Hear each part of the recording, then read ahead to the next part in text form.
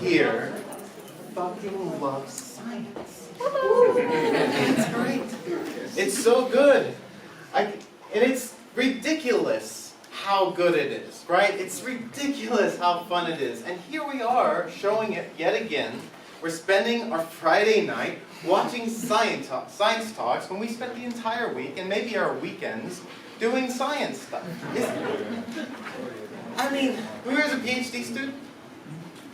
If you're a PhD student, you're in the middle of somewhere right now. You've been doing science studying and watching talks and doing lectures and being in the lab for somewhere close, if you count in the high school, beginning of bachelor's, always to now, for at least a decade.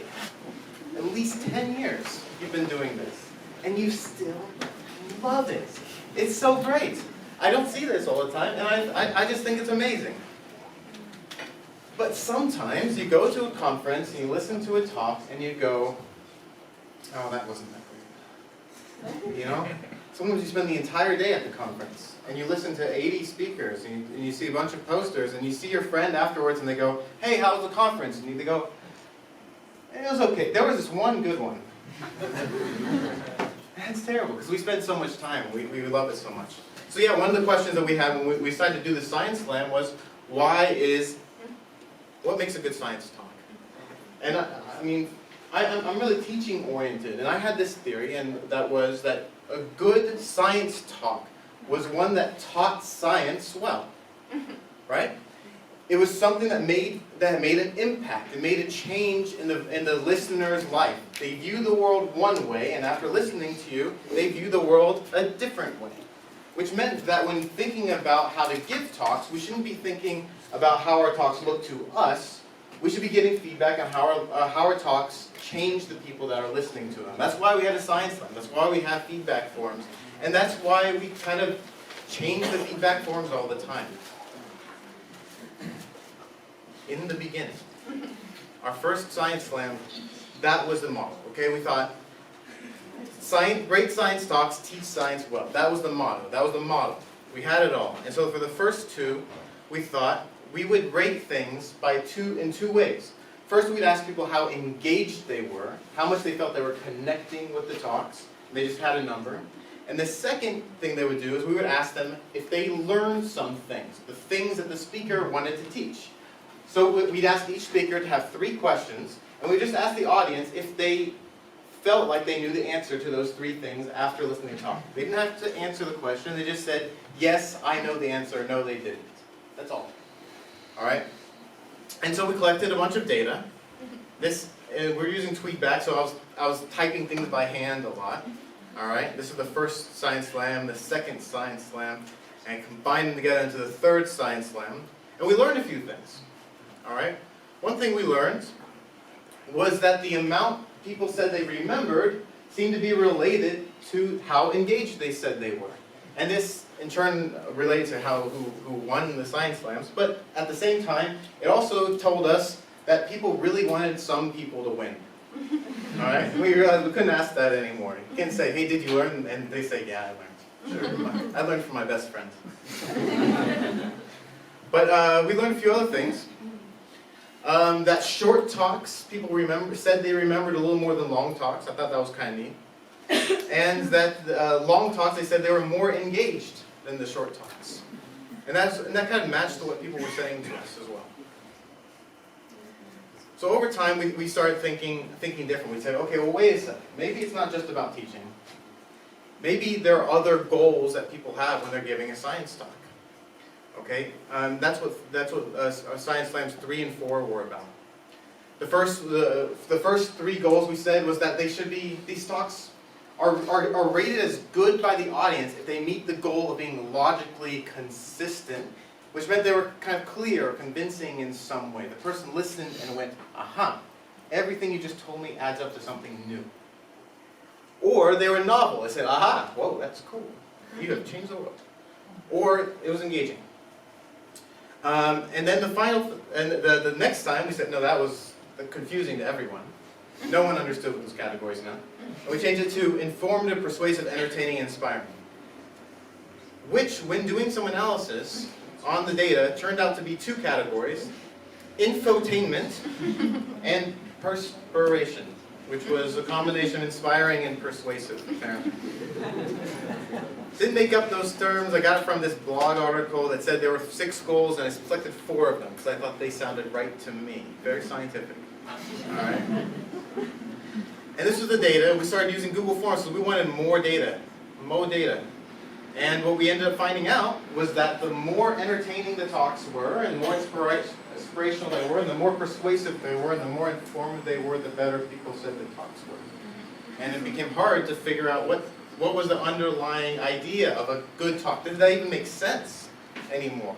To say there's some category that makes a talk good. Maybe things are good for different reasons. Suddenly had to embrace diversity, which was good. So then we started to think, well, maybe we got the categories wrong. Maybe there are different categories that were important. We went to Berlin last week, and we asked over, oh my God, so many people, which categories they thought would describe a good talk. We gave them 30 of them, and they voted on the ones that they thought were good, and then we did a science slam, and they said that the ones the ones they selected most often for the talks that they saw and the talks they thought were most interesting were these ones. They thought good talks were ones that were entertaining, passionate, interesting, exciting, clear, and well-structured. Unfortunately, when we did the analysis and we looked at the talks that were rated lowest, we also learned that the worst talks, that the audience said were the worst talks, were the well-structured ones, and the clear ones. Which is why, in this Science Slam, well-structured and clear is a positive and a negative thing, just so I can just sort that out. Didn't make much sense, but that was the inspiration. After looking at the data, which I'm going to show you, I have there's a new thought, and it's come from a lot of discussions that Alex and I have been having over the last months. And that is that the great science talks don't have a certain set of qualities that describe the talks. It's that the speakers themselves demonstrate a set of qualities that we all value as scientists. That there's something that we love about science, and we love to see in scientists. We love to see, after doing a lot of this stuff, we love to see speakers that are explicit. I think you're like, explicit. What does that mean? That means clear. That means that they make a risk. They stand up and say, hey, I'm trying to find this. Here's my ideas. Please listen. You know? They make themselves vulnerable. And I think that's a very human part of science. There are scientists that are trying to promote change on a personal level, on a global level. On a personal level, they're trying to accomplish something. They're trying to grow their understanding of the world, and they are trying to experience a new part of the world that they never could before. When they go into the lab, they're creating their own little universe. And on a global level, they're trying to change the way the world sees things. And that's something we love to see in scientists, right? That's one of the reasons that a lot of us went into science. We like it when it's evidence-based. I know, it's like kind of boring, evidence-based. But on a personal level, that means that we love it when people show us data and explain how they felt when they were collecting that data. What it was like to be in the lab and how they saw things. Maybe they didn't measure it, but there was something they saw, and after seeing it 1,000 times, they got something. It changed them, and they're trying to communicate that feeling. Of course, the data itself changes things too, and that helps us. The ideas that come out of that data help to change the next person as well. And finally, we love speakers that are transparent and honest, that aren't trying to sell us something, that are honestly trying to show everyone what they saw. All right, and in doing so, opening themselves up to being changed again by whoever's listening to them. Anyway, that's kind of where the current thinking is on that. All right, but that's not really what you wanted to hear. You wanted to hear, what your own data said, right? Let's take a look at it. All right, so this is the Munich Science Slam 5 analysis. This is a Jupyter Notebook interface. Okay, it's being hosted on Google's Collaboratory platform. Next time we do this at JetBrains, we'll probably use JetBrains platform. They have one called DataLore. This lets you run analyses on their servers, without having to install a bunch of software. And this language is Python. So you're going to learn a little bit of Python while you're seeing the analysis. Is that okay? Yeah. All right. We have this data. It's an Excel file. Oh, you are going to see a lot of personal data. We never show personal data, but now everyone's put comments. So your comments might appear here. Hopefully you said nice things. But let's be open, vulnerable. It's going to be fine. Okay? For example, these are the categories on the questions, and this is how the data kind of came in. All right? We had these kind of comments. And I've sorted it out into good words, bad words, and other words categories, okay? I'm running this code right now, kind of live. All right? We had a total of LenDF votes.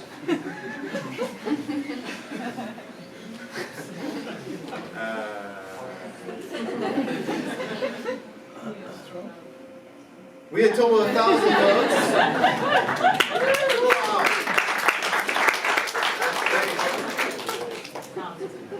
And if we were to just break apart all the words and just see all the words that people said when they were listening, we could find out that in total, I separate out the good words from the bad words, and then I put them back together for some reason. In total, we had 6,500 words that we clicked in these 4 hours. That's amazing. That's a huge amount of data. Nature's going to love that. Now I ran it like halfway through to get a sense of whether the code is working. This is how positive we were overall. In general, we liked the talks. Good job! Oh my God.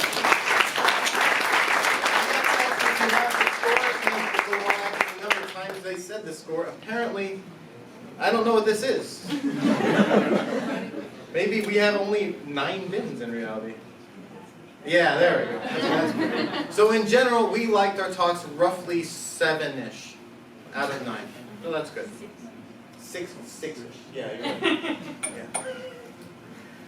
The most common words chosen to describe the talks out of the positive words were, the talks were interesting, they were passionate, they were clear. Good job, speakers. And I learned how to make word clouds recently, so here's a word cloud. The negative words that we used. We gotta see both sides. Let's get a sense of what happens which negative words do we pick most often. When forced to and then not forced to, that story changed a lot over the point. We said it was complicated, dry, and not understandable. Oh. We said that a lot. How did you say that they're clear and interesting, but complicated and not understandable? Data, I'll tell you. Now, how these words relate to the actual ratings? When we said it was good, which words did we choose? Oh, for each word, what was the general rating that was picked? Oh my gosh. So when we liked the word, we said it was exciting. We said exciting apparently means good. If it's exciting, we're going to think it's a good talk. If it was a passionate, enlightening talk, a worrying and frightening talk, we really liked it. We should have a most frightening one. Yes, it seems like That's amazing. Yeah. Okay. That's new. And if we relate that to these, we liked interesting, passionate talks. And the talks we didn't like, okay, so the talks we really liked, this is different from most picked. This is the words we picked when we liked them. Is that we liked talks that were interesting, passionate, and clear. So we most often said something different, but we really liked interesting, passionate, clear talks. That might get us back to one of our old models. Yeah. Good. What do we say about talks we didn't like? We said it was not understandable, complicated, boring. Now it's a science lab. It's meant to be entertaining and engaging, but I bet, at least I think, that these words apply to normal science conferences too. If you keep that in mind, when giving talks for your colleagues in your lab meetings, or at a conference, or at your poster, people might get a good opinion. Clear and well-structured goes together. There's some concepts that might underlie not understandable, inappropriate, and complicated. But if it's interesting, passionate, enlightening, exciting, we tend to group those together. At least we did this time. It's pretty cool. And there was one I saw before. What was it? Oh no, the data's changed. So it's good. Anyway, so that's there you go. That's what we saw. You'll see a little bit more soon. The other one was our favorite speaker one. Okay, I'm going to load this in. In total, there were 0 votes. 103 votes. Are there 103 people here? Yes. Okay, that's good. One person voted 100 times. How many people said that they learned something new tonight? None of people learned something new. The question wasn't there. Oh, yeah? I think so. It just wasn't there. No. Okay. Look, I'll just delete that one. Was there a did you have fun question? No. Oh man, I could have sworn I added a question. Who had fun tonight? Okay, I'll just type that in. 103. Who learned something new tonight? Hey, 10 talks, you better learn something new. All right. What factor was the most important to decide for your important talks? Was that a question? Yeah. Yes. Good. Let's see. Let's pick 15 things that people said were important to them when they, just how they decided that top 3. Whoops. How well the topic was visualized and phrased and easy to understand aspects. Combination being funny, facts, storytelling style, passion, topics and presentation. These are really good. Right. These are things that we value. And ninjas. And a dash. All right. How can we do better? 15 things we could do better. Okay? It's going to be comments about the pizza, I'm sure. 100%. And years.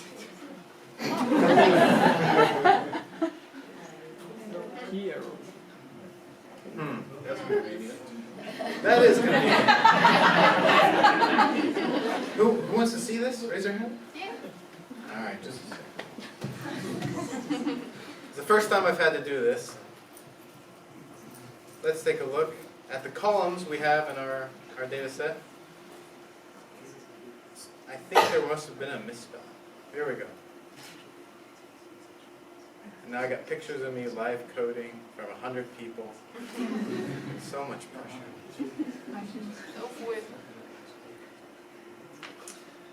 We're just going to take a random sample. We don't need to see all of them. Hey, there we go. All right. We can change the speed. Everything was cool, and you wouldn't change anything. Can't think of anything. Don't speak too fast. Sorry. Less dry, speaking more clearly, clearer speaking, and confidence. Actually, that's good. That's good. That's really good feedback. So the talks were well structured. They were entertaining. They were passionate. And all that was left was that we could speak a little bit more clearly. That's really nice. Thank you very much. All right.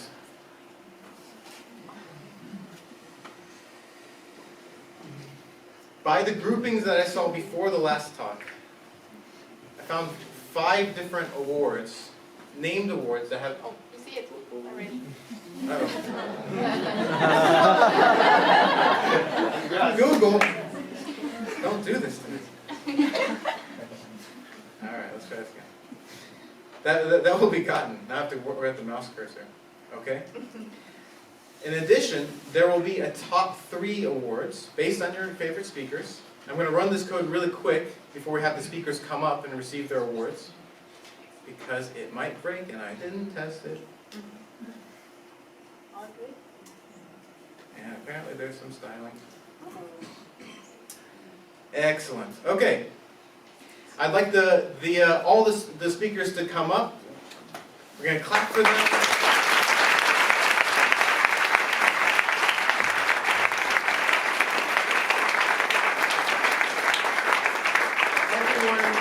All these speakers worked really hard for their talks. Thank you so much for supporting them and coming.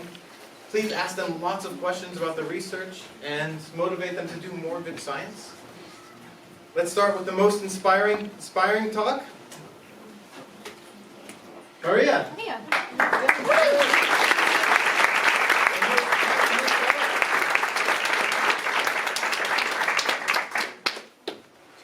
Jose.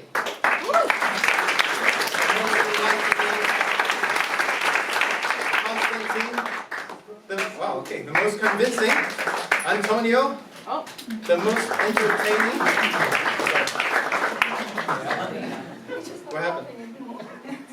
You don't have to walk off to the side or anything. Oh, we got another one. Most entertaining. Ida.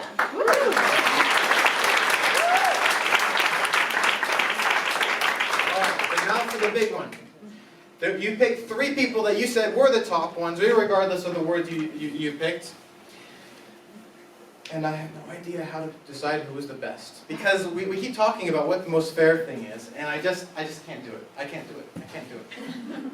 The 3 ways that you could have said that the top ones were the top. And depending on how you rank them and aggregate them, you get completely different results. So I'm going to let you guys decide which of the 3 models are going to be picked so we can figure out who the top 3 ones, because I can't do it.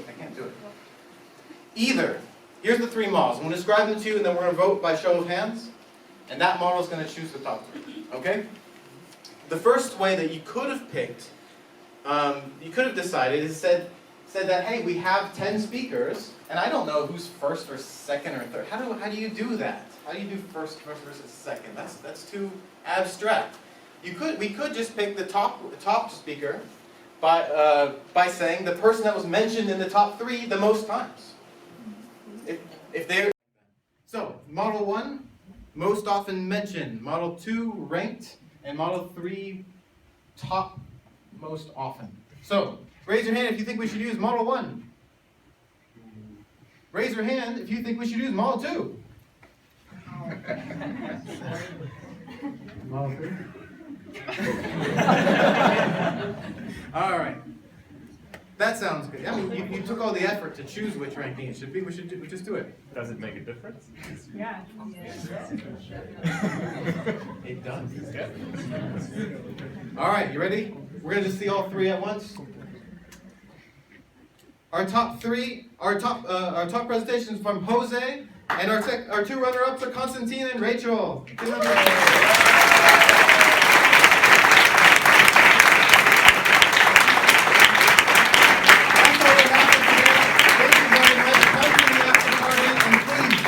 Science Slams. Yes.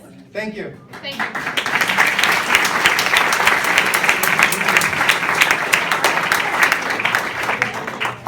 So, we have certificates and we have prizes, of course. Oh yeah, lots of prizes and certificates. But you choose them yourself, so that's the most fair.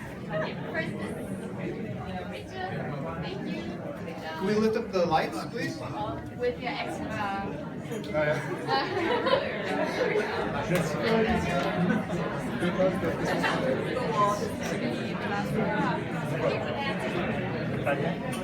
want also the poster.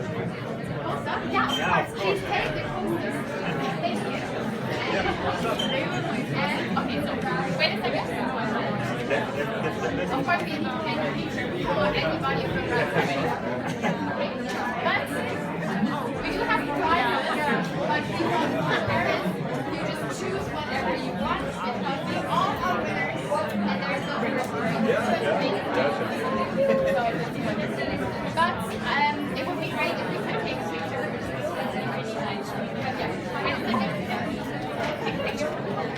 Guys, thank you so much for all the working, all the slides, everything.